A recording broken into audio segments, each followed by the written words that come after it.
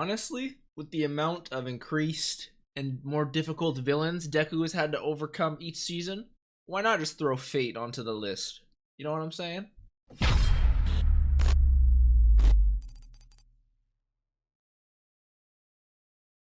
What's up, Dapper Squad? It's your boy Darius, back at it again with episode 4 of season 4 of My Hero. I know, and we're finally after the break, which is super exciting. You know, may everything be okay over there in Japan after that typhoon. Terrible travesty. But, you know, I'm so grateful to them for this incredible anime and this incredible show that's going to be continuing to go. We left off on a really crazy place with Deku on day 1 of his work study with Mirio and Night Eye. Just walking down, doing his typical Deku thing, saving people left and right, you know, and then all of a sudden here comes Eri being chased by Overhaul, one of the most dangerous people we've ever seen in the show. At the beginning of the season, right next to our guy. So I'm not going to waste any more time. I'm going to be completely honest with you. I'm just going to throw out my typical plugs. Remember, if you guys want to see the entire episode down here in the corner with me, or early access to any of my other shows, like, you know, fucking Promised Neverland, Vinland Saga, Dr. Stone, check out the Patreon down below. I do a Q&A at the end of every episode, so check out the Discord down below if you guys are trying to hop into that. Let's watch this episode though, no more time.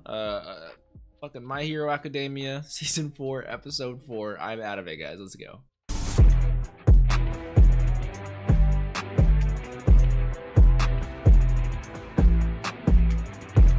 So a fantastic episode, of course, like usual. I started off so much less nervous than I thought I would be. Thank the Lord Mirio happened to be with Deku.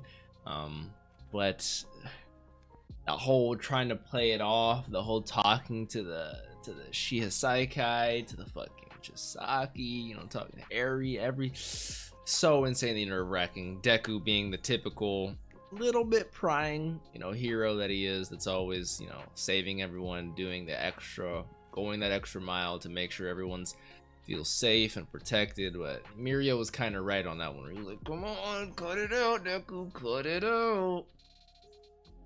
Man, I cannot wait to get deeper in here and like have a fight. And a lot of people were like, I don't think anything's gonna happen, it's only episode 4. And I remember episode 4 of season 3, you know, that was the muscular episode. That shit ain't happened, that shit popped off so fast, you know. And then we had the All Might All for One episode, so I have no idea what even could go down this season. Does anyone know how many episodes this season's gonna be? Is it gonna be a 25 or a 13er or an 18er? I don't even know. I'm assuming 25. I would be amazed. I would be incredibly awesome. You know, I'd be happy.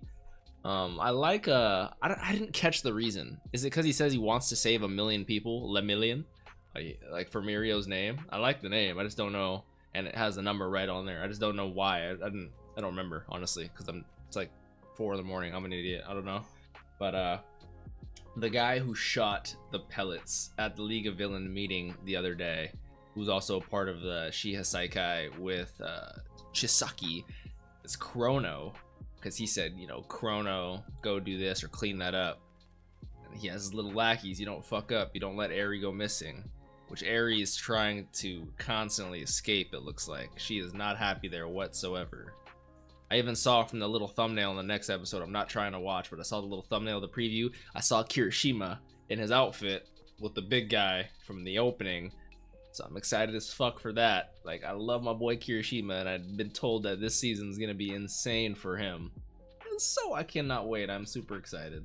I am definitely curious what Overhaul's obsession with sickness is, because clearly he is allergic or has some sort of a reaction to germs, blood, because every time he's gotten into a fight and killed someone, he has those things pop up on his skin, those boils, those blisters, which hives can pop up all over your skin when you're allergic to something. So it could just be an allergic reaction to blood, but I'm definitely curious to know the specifics, because I know it's going to go a little deeper than that. And like, he is like, when it comes to sickness, he's obsessed. Like he says, talking to Chrono, he said, man, the kids these days, man, they're just getting sicker and sicker, man, I tell you.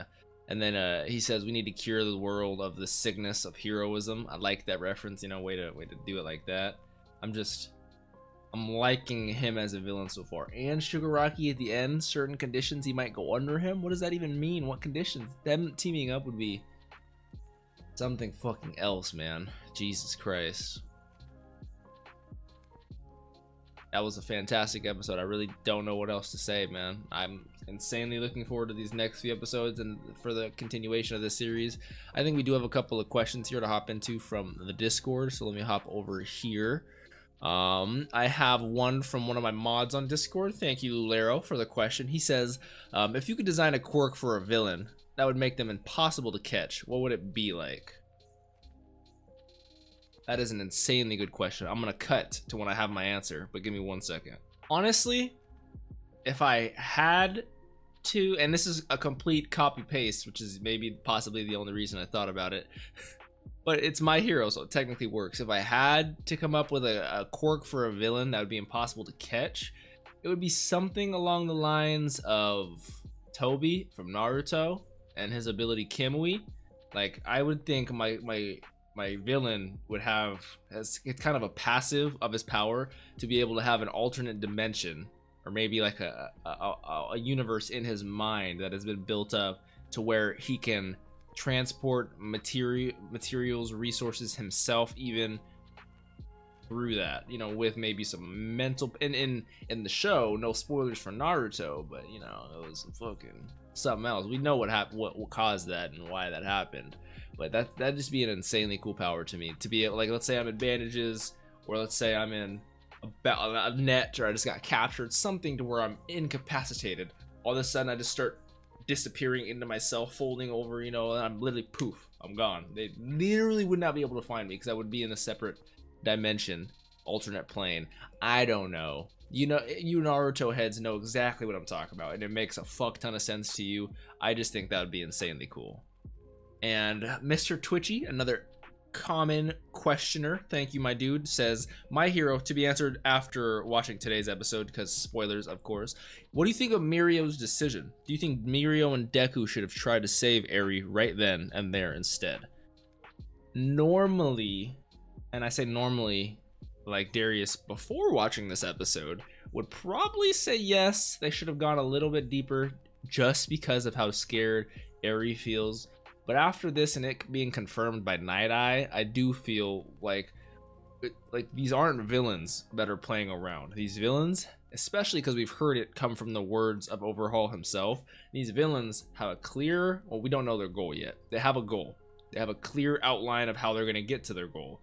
They have plan, ways to execute the plan, plan B's and C's if plan A doesn't work. They're not dumb.